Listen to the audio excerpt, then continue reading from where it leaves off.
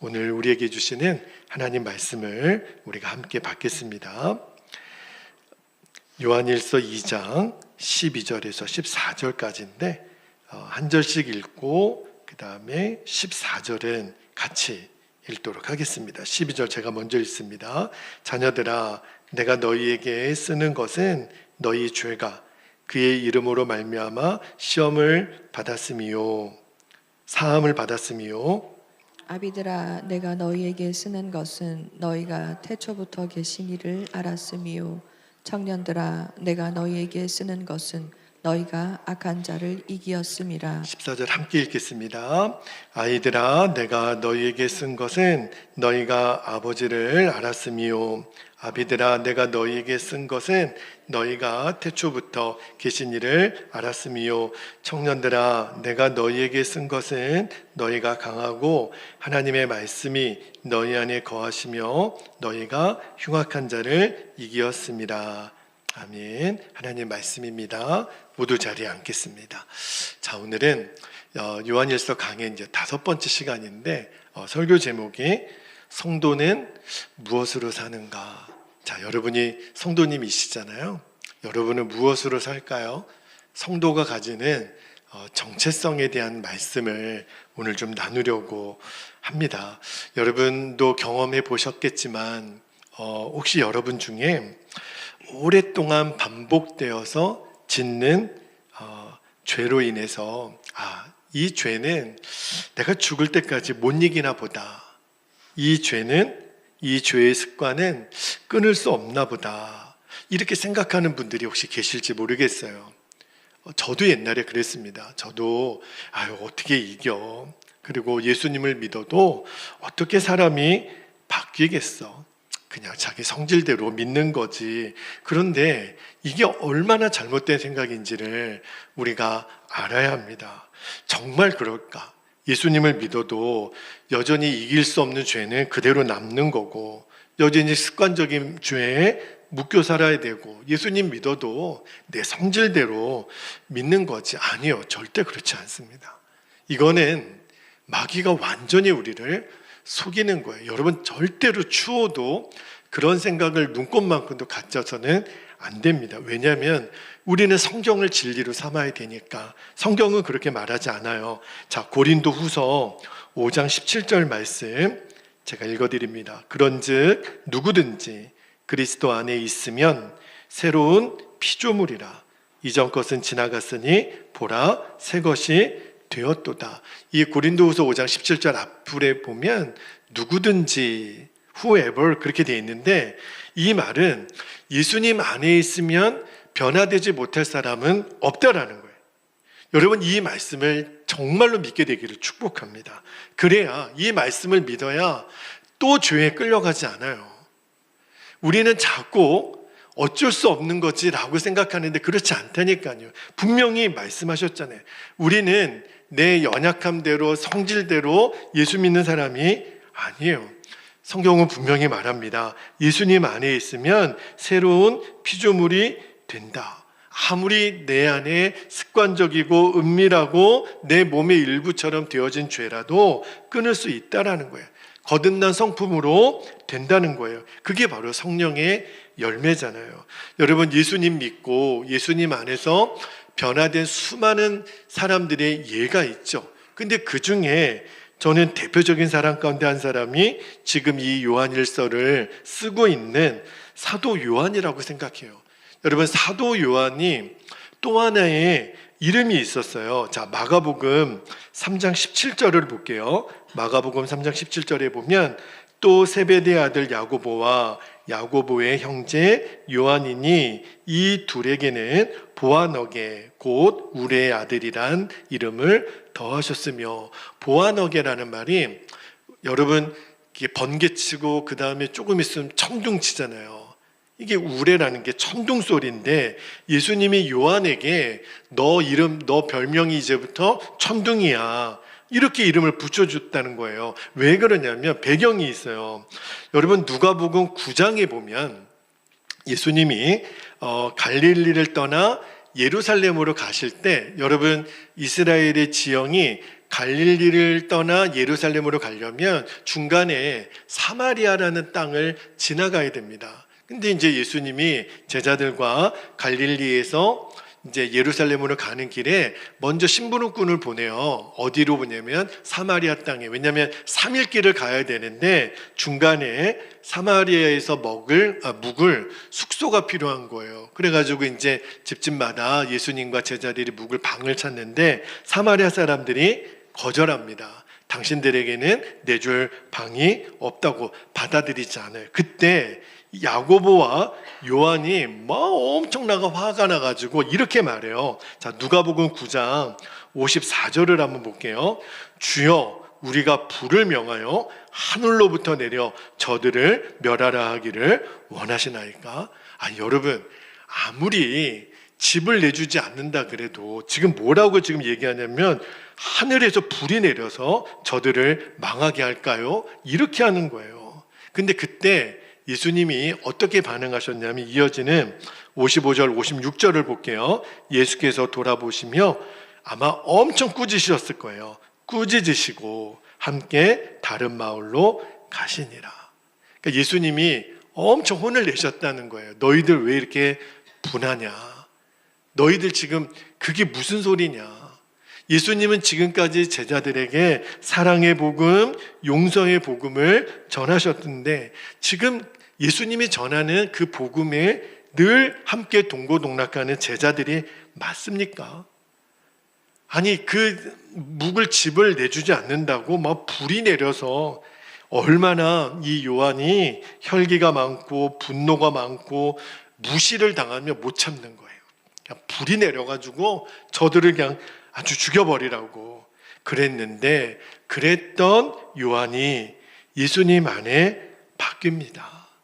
예수님을 진심으로 만나고 예수님이 하시는 말씀이 무슨 말씀인지 그가 깨닫고 변해요. 그래서 나중에 보아네옥의 별명을 가졌던 이 사도 요한이 사랑의 사도가 됩니다. 예수님이 사랑하시는 제자가 돼요. 뭐지요?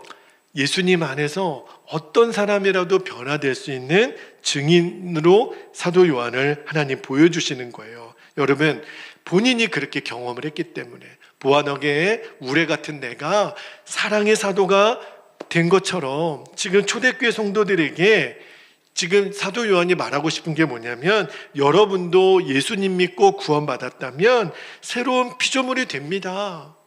지금 이거를 말씀하기 위해서 요한일서를 쓴 거예요. 그러면 요한일서가 말씀하고 있는 예수님 안에서 변화된 새로운 피조물 된 성도의 모습은 어떤 모습이어야 되나 오늘 말씀을 통해서 그걸 한번 살펴보기를 원하는데 오늘 본문에 보면 헬라어 원문으로 보면요.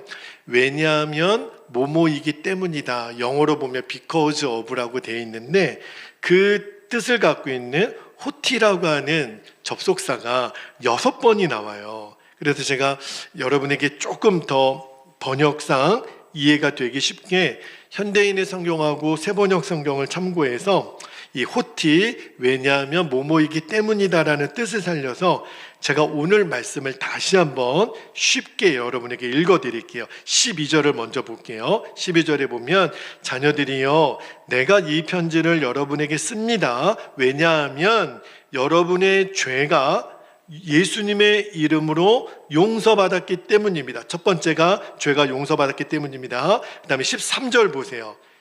아비들이여 내가 이 편지를 여러분에게 씁니다. 왜냐하면 여러분이 태초부터 계신 일을 알고 있기 때문입니다. 청년들이여 내가 이 편지를 여러분에게 씁니다. 왜냐하면 여러분이 악한 자를 어떻게 해요? 이겼기 때문입니다. 14절에 자녀들이여 내가 이 편지를 여러분에게 씁니다. 왜냐하면 여러분이 하나님 아버지를 알고 있기 때문입니다. 아비들이여 내가 이 편지를 여러분에게 씁니다. 왜냐하면 여러분이 태초부터 계신 분을 알고 있기 때문입니다. 청년들이여 내가 이 편지를 여러분에게 씁니다. 왜냐하면 여러분이 강하고 하나님의 말씀이 여러분 속에 있어서 마귀를 이겼기 때문입니다.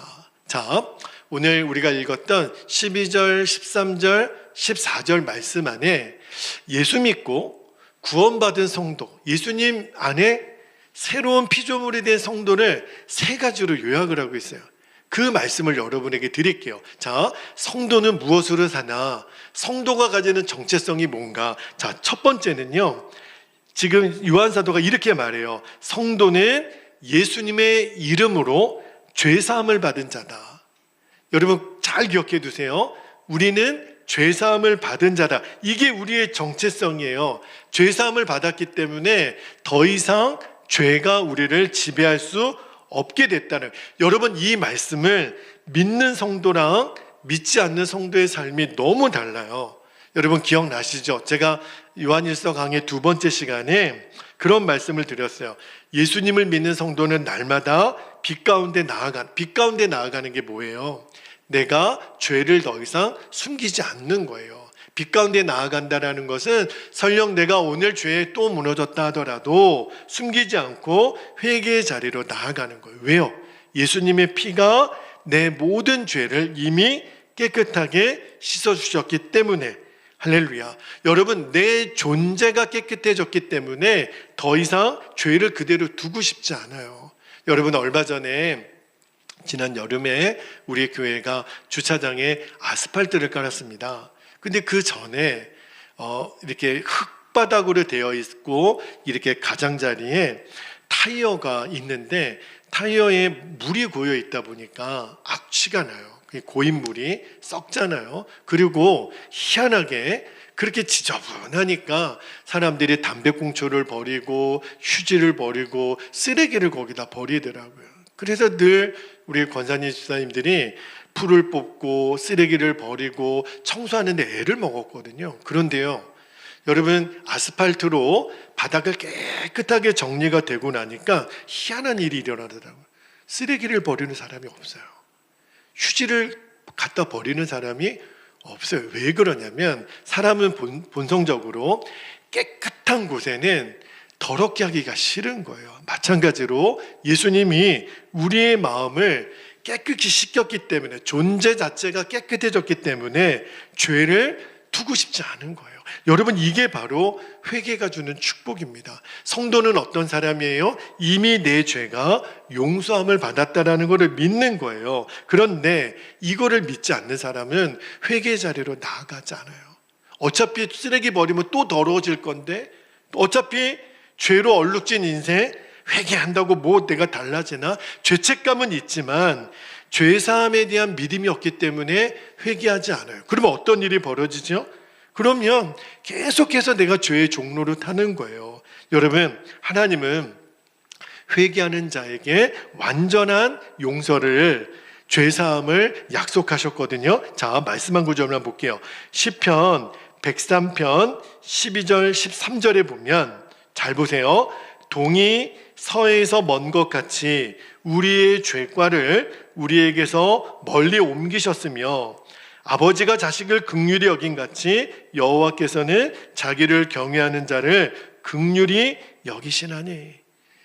하나님 앞에 용서받지 못할 죄가 없다라는 거예요. 그리고 하나님의 죄사함은 완전해요. 자, 이사야 1장 18절에 보면 수요 예배 때 이 말씀을 읽었죠. 18절에 여호와께서 말씀하시되 오라 우리가 서로 변론하자. 너희의 죄가 주홍 같을지라도 눈과 같이 희어질 것이요 진홍같이 붉을지라도 양털같이 희게 되리라. 이게 뭘 말하는 거냐면 완전한 용서를 말하는 거예요. 남김없이 100% 너희 죄는 용서함을 받았다. 심지어는요, 하나님은 우리가 지은 죄를 용서하신 후에 그 죄를 기억도 하지 않으시겠다고 말씀하셨어요. 이사야 43장 25절을 볼게요. 이사야 43장 25절에 보면 죄나 곧 나는 나를 위하여 너의 허물을 도말하는 자니, 우리의 죄를 도말하는 분이라는 거예요. 너의 죄를 기억하지 아니하리라. 할렐루야. 여러분, 우리가 하나님의 약속을 믿는다면 하나님도 기억하지 않는 죄를 내가 왜 기억해요? 아, 내가 옛날에 그런 죄를 졌지, 내가 그런 나쁜 사람이었지, 그러지 말라는 거예요. 하나님도 우리의 죄를 기억하지 않으시겠다라는 거예요. 그렇다면 여러분, 그러면 내 죄가 경찰서에 가면 내가 지은 죄가 회개한다고 경찰서에서는 지워지지 않아요. 경찰서에 가면 내 지은 죄에 대한 처벌을 받아야 돼요. 그런데 하나님의 법에는 내 지은 죄를 회개하면 우리의 죄가 용서받는데요. 그게 어떻게 가능하죠? 예수님의 피 때문에 그래요. 예수님이 십자가에서 우리를 위하여 흘려주신 피 때문에 우리의 죄가 깨끗하게 된다는 거예요.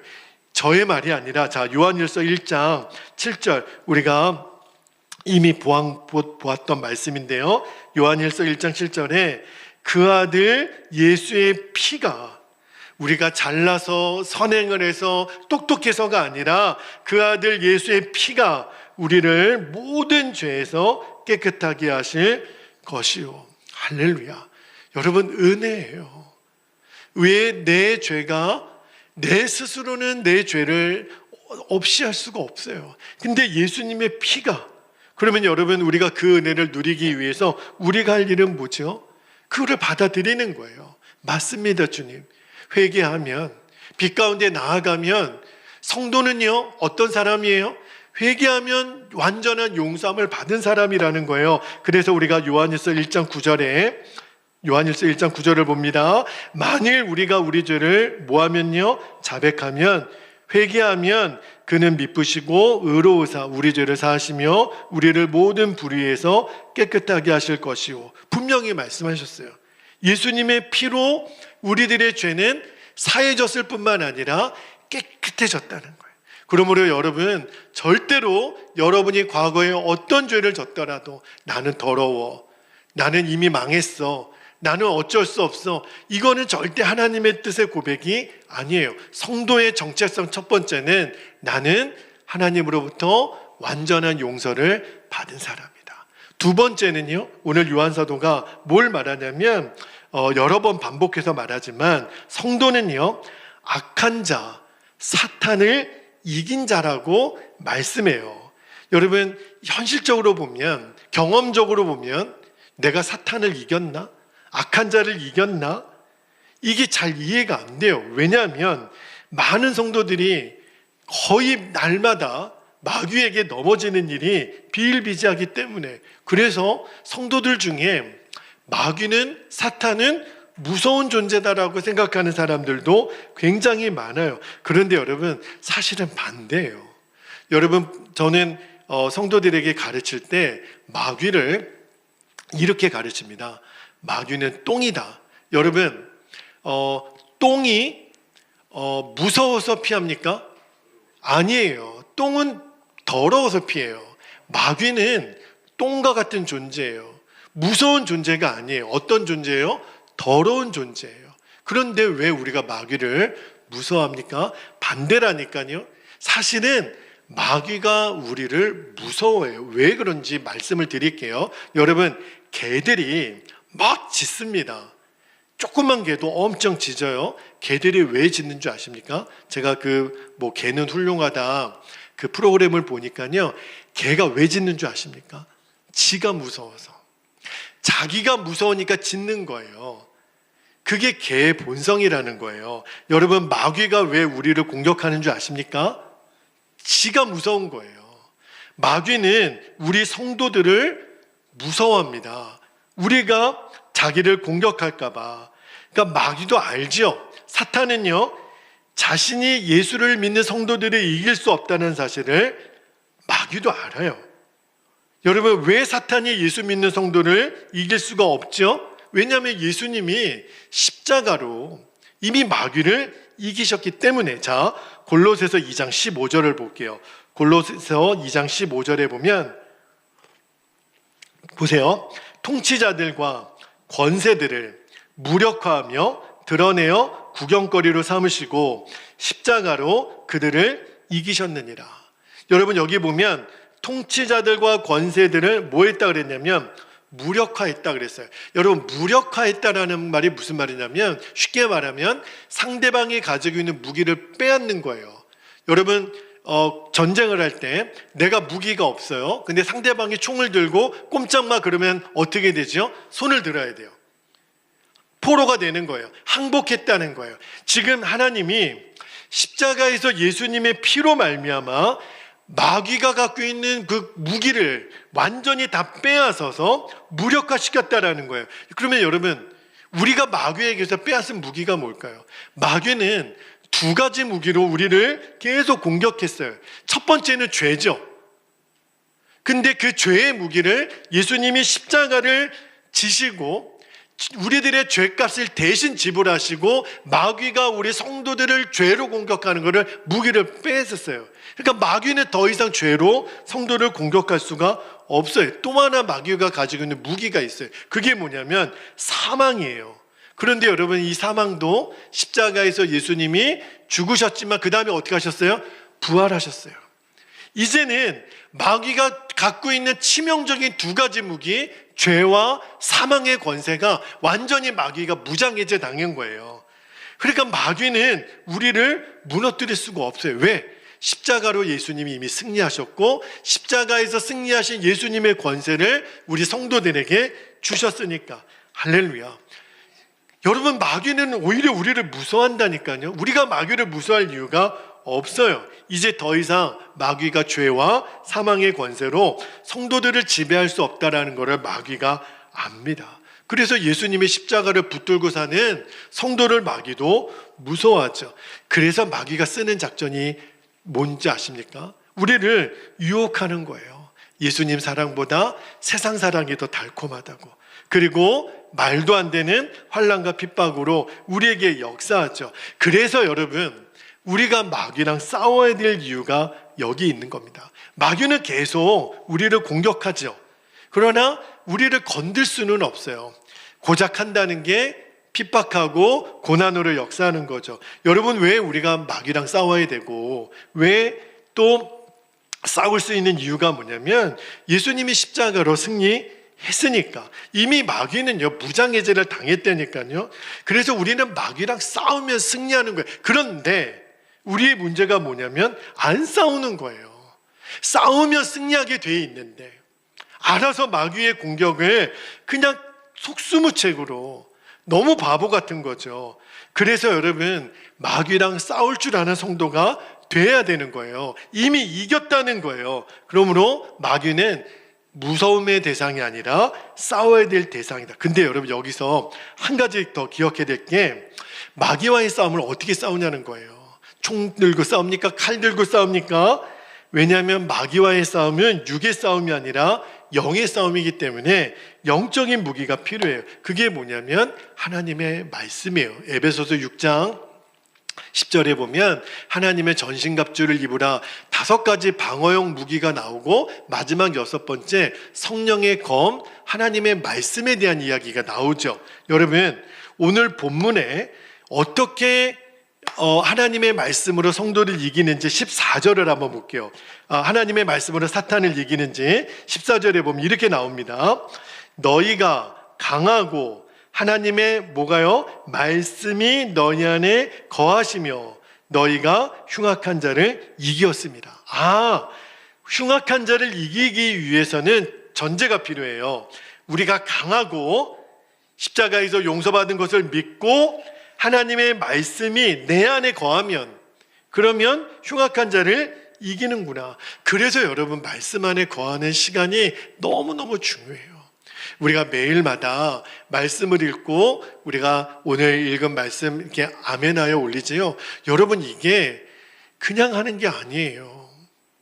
여러분, 이거를 정말 깊이 기쁨으로 꼭 순종하고 우리가 서로 격려하고 하는 이유가 뭐냐면 오늘도 내가 말씀 안에 거했다라는 것을 선포하는 거예요. 내 자신에게, 우리 성도들에게, 그리고 마귀에게. 마귀 이놈아, 내가 말씀 안에 있는 사람이다. 그것도 모자라서 우리가 새벽에도 나와서 주중 예배도 나와서 계속 말씀을 듣고 또 설교를 듣고 읽고 암송하고 하는 이유가 뭐예요? 말씀 안에 거하는 사람만이 흉악한 자를 이길 수가 있으니까. 제가 지난 금요 성령 집회 때 너희 안에 땅의 지체를 죽이라는 말씀을 드릴 때 여러분 기억나시죠? 작은 거짓말이라도 해서는 안 된다. 왜 그러냐면 요한복음 8장 44절에 보면 마귀가 거짓에 아비거든요. 여러분, 마귀가 얼마나 교묘한지 아십니까? 마귀가 마태복음 4장에 보면 예수님을 유혹할 때요, 그가 그 돌로 빵을 만들고 떡을 만들고 자기에게 절하고 높은 곳에서 뛰어내리라고 할 때 가만히 보면 마귀가요, 말씀을 인용합니다. 이야, 너무 교묘해요. 여러분, 마귀가 얼마나 이 거짓말을 잘하는지 사람의 지혜와 지식으로는 마귀의 거짓말을 이길 수가 없어요. 태초의 에덴 동산에서 아담과 하와도 마귀의 거짓말에 무너졌던 것을 기억해야 돼요. 여러분, 마귀의 거짓말을 물리칠 수 있는 것은 딱 하나밖에 없습니다. 하나님의 말씀밖에 없어요. 왜? 하나님의 말씀만이 완전한 진리니까. 그런데 하나님의 말씀을 정말 믿은 사람의 결정적으로 나타나는 특징이 뭐냐면 완전한 순종이에요. 에덴 동산에서도 아담과 하와가 순종했다면 선악과를 안 따먹었겠죠. 그래서 야고보서 4장 7절에 보면 야고보 사도가 이렇게 말합니다. 그런즉 너희는 하나님께 뭐할지어다? 복종할지어다. 마귀를 대적하라. 마귀를 대적하기 전에 하나님께 순종을 먼저 얘기해요. 그리하면 마귀가 너희를 피하리라. 마귀는 우리가 하나님 말씀에 순종할 때 도망가는구나. 그래서 여러분, 사실은 영적 싸움은 순종 싸움이에요.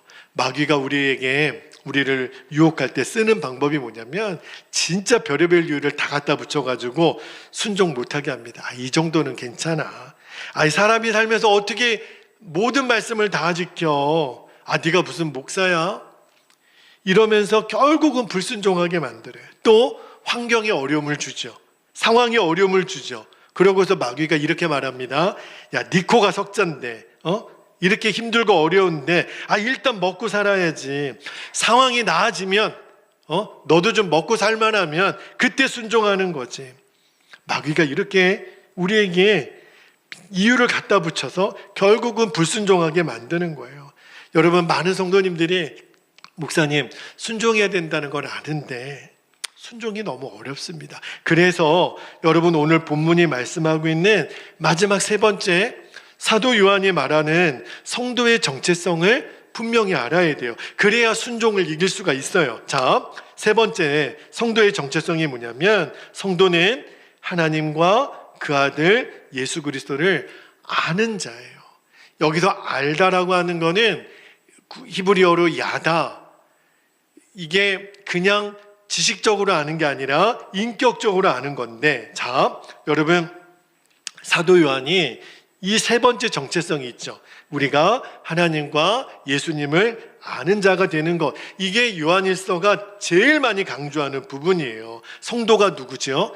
하나님을 아버지로 고백하고 예수님을 주로 고백하는 사람들이잖아요. 그러니까 성도는 하나님과 예수님을 아는 자, 그냥 아는 자가 아니라 친밀한 교제를 통해서 아는 자. 그러니까 교제를 통해서 안다라는 거는 경험으로 아는 거예요. 여러분, 우리가 무슨 예를 한번 들어볼게요. 여러분, 예를 들어 아주 유명한 스포츠 선수나 연예인, 너 그 사람 알아? 알지. 여러분, 그때 아는 거는 그 사람의 이름을 알고 그 사람의 스포츠나 연기를 아는 거지, 그 사람을 만났습니까? 얘기를 해봤습니까? 그 사람하고 경험을 해봤습니까? 그때 아는 거는 그냥 지식적으로 아는 거예요. 그러나 여러분이 저에게 우리 김용환 권사님을 목사님 좀 아십니까? 알지요. 저는 우리 김용환 권사님에 대해서 이분이 갖고 있는 생각이 어떤지, 고민이 무언지, 아픔이 뭔지, 기도 제목이 뭔지 이거를 다 알아요. 왜냐하면 경험했기 때문에, 이야기를 나누기 때문에, 친밀함이 있기 때문에. 여러분, 똑같이 안다라고 말하지만 차원이 달라요. 우리가 하나님을 알고 예수님을 안다라는 것은 경험을 통해서. 그래서 신앙생활의 핵심은 뭐냐면 주님과 친밀한 교제예요. 그 경험을 통해서, 그 교제를 통해서 우리가 주님을 경험하는 거예요. 이거는요, 주일에 와서나 맞다, 주일에 와서 내가 예배하면서 하나님 생각하라는 그런 차원이 아니에요. 매일 24시간 우리가 살아가는 모든 시간에서 주님을 경험하게 되는 거예요. 여러분, 매 순간에 이렇게 하나님을 인격적으로 경험하는 사람만이 하나님 말씀에 순종할 수 있어요. 여러분 창세기 읽을 때 요셉이 하루는 보디발의 아내가 요셉을 유혹합니다. 이 집에 너랑 나랑 둘밖에 없다는 거예요. 같이 동침하자는 거예요. 그런데 그때 요셉이 그거를 거절합니다. 어떻게 거절할 수 있었죠? 그가 날마다 하나님을 교제함으로 인격적으로 알았어요. 보디발의 아내는 그 하나님이 눈에 보이지 않지만 요셉의 눈에는 하나님이 보이는 거예요. 육신의 눈으로 보이는 게 아니라 날마다 인격적으로 알고 친밀히 교제했던 하나님이 눈에 보이는 어떤 사람보다 더 분명한 실제가 되니까 아무리 보디발의 아내가 유혹을 해도 그 죄를 저지를 수가 없는 거예요. 아, 죄를 이기는 법은 여기에 있구나. 하나님과의 그 친밀한 경험이 있는 사람은 죄의 유혹을 이기는 거예요. 또 하나, 하나님과 친밀한 교제가 있는 사람은 아무리 어려움이 와도 극심한 고난이 와도 말씀에 순종할 수 있어요. 그게 어떻게 가능하죠? 혼자가 아니니까. 하나님이 함께 계시니까. 그러니까 하나님이 함께 계시니까 걱정이 없는 거예요. 여러분, 우리 어린 아이들이 힘들고 어려운 일이 있지만 부모가 함께 있을 때 얼마나 든든합니까? 걱정할 이유가 없는 거예요. 하나님이 함께하는 사람은. 그래서 시편 121편 5절에서 7절까지 이 말씀이 나의 고백이 되는 거예요. 자, 121편 5절부터 여호와는 너를 지키시는 이시라. 여호와께서 너의 오른편에서 너의 그늘이 되시나니 낮의 해가 너를 상하게 하지 아니하며 밤의 달도 너를 해치지 아니하리로다. 여호와께서 너를 지켜 모든 환난을 면하게 하시며 또 내 영혼을 지키시리로다. 아, 그렇구나. 또 하나, 살아계신 하나님과 날마다 교제하고 그분을 알아가는 사람은 때때로는 인간관계 속에서 실패할 때, 그죠? 그때도 하나님 말씀에 순종할 수 있어요. 여러분, 우리가 억울한 일을 당할 때, 사람 때문에 너무 힘들 때가 있죠. 근데 그때 주님이, 우리가 주님과의 친밀한 교제가 있는 사람은 주님의 음성이 들려요. 내가 다 안다. 내가 다 보고 있다. 여러분, 이 두 말씀이면 이길 수 있잖아요. 그 사람이 나에 대해서 뭐라고 말을 하든, 나를 어떻게 대했든. 근데 주님이 우리에게 말씀하시기를 내가 다 안다. 내가 다 보고 있다. 그러면 우리의 억울함이 녹잖아요. 그죠? 이것이 주님을 경험하는 거예요. 때때로는 육신적으로, 때때로는 내 마음이 너무너무 깊은 상처 때문에 힘들어할 때, 그때도 주님이 우리에게 다가와서 말씀하시죠. 옛날에 어떤 명대사가 있었어요. 아프냐? 나도 아프다. 여러분, 우리가 아플 때, 몸이 아플 때도, 마음이 아플 때도 주님이 우리에게 오셔서 아프냐? 나도 아프다. 주님의 피 묻은 손으로 우리를 만져주시면 우리의 마음의 상처가 치유되고 내 육신의 상처도 치유되죠. 언제 있었는지도 모르게 우리 안에 있었던 슬픔이 기쁨으로 바뀌어요. 이게 주님을 경험하는 거예요. 도무지 용서할 수 없고 품을 수 없는 사람이 있을 때, 제가 지난주에 여러분 말씀드린 거 기억나시죠? 주님께서 우리에게 행하셨던 사랑이 뭐라 그랬어요? 조건 없는 사랑, 끝까지 포기하지 않는 사랑, 생명까지도 주신 사랑이라고 말씀을 드렸죠. 그 사랑이 내 안에 임하게 되면 내가 그 사람이 품어지고 그 사람에게 용서가 되고 내가 먼저 손을 내밀게 되는 거예요. 어느새 하늘 평안이 내 안에 임하게 됩니다. 이거를 주님을 경험으로 아는 거예요. 여러분, 하나님을 안다라는 거는 이거를 말하는 거예요. 주님과의 친밀한 교제를 통해서 누리는 그 경험을 통해서 아는 하나님. 이 하나님을 누가 경험하게요? 우리 성도들이. 성도의 정체성은 하나님을 이 경험으로 아는 자들이라고 말씀하시는 거예요. 여러분, 하나님은 우리에게 그 하나님을 마음껏 알고 누리도록 우리에게 초청하시면서 말씀하시기를, 자, 시편 107편 9절에 이 말씀을 읽고 우리가 함께 기도하기를 원하는데, 주님이 우리에게 이렇게 말씀하세요. 그가 사모하는 영혼에게 만족을 주시며 줄인 영혼에게 좋은 것으로 채워주심이로다. 우리가 구하면 돼요. 우리가 오늘 이 시간에도 주님 간구하면, 하나님 오늘 성도는 무엇으로 사는가?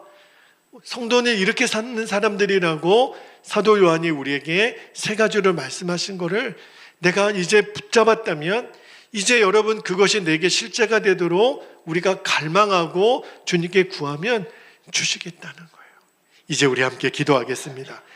두 가지 기도 제목을 나누고 우리가 기도하기를 원하는데, 자, 첫 번째 기도 제목입니다. 성도는 어떤 사람인지 세 가지를 말씀드렸어요. 성도는 예수님의 이름으로 죄사함을 받은 자, 말씀으로 사탄을 이긴 자, 날마다 주님을 경험하는 놀라운 축복을 받은 자.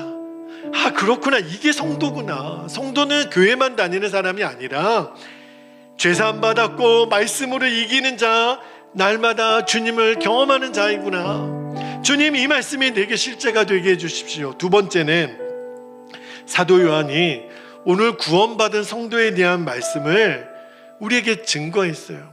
그래서 이 시간에 우리가 내 자신을 위해서도 기도하지만 우리 베델교회 성도들을 위해 기도했으면 좋겠어요. 여러분, 이 시간에 기도할 때 내 옆자리에 있는 사람을 위해서 기도해 주십시오. 어제 우리 송강호 성도님이 응급실에 실려갔다가 오셨다고, 피부가 너무 트러블이 심해서 송강호 성도님, 이분 성도님을 위해서도 기도해 주시고, 오늘 함께 자리에 예배하지 못했지만 하나님 어느 형편에 있더라도 주님께서 우리 사랑하는 베델의 모든 성도들은 오늘 사도 요한이 말했던 구원받은 성도의 모습을 그대로 간직하고 살아가는 우리 성도들 되게 해달라고, 오늘 내 자신을 위해서도 우리 옆에 있는 우리 베델의 모든 가족들을 위해서도 온라인으로 예배하는 성도들을 위해서도 이 시간 주님의 이름을 간절히 부르시고 통성으로 기도하겠습니다. 주여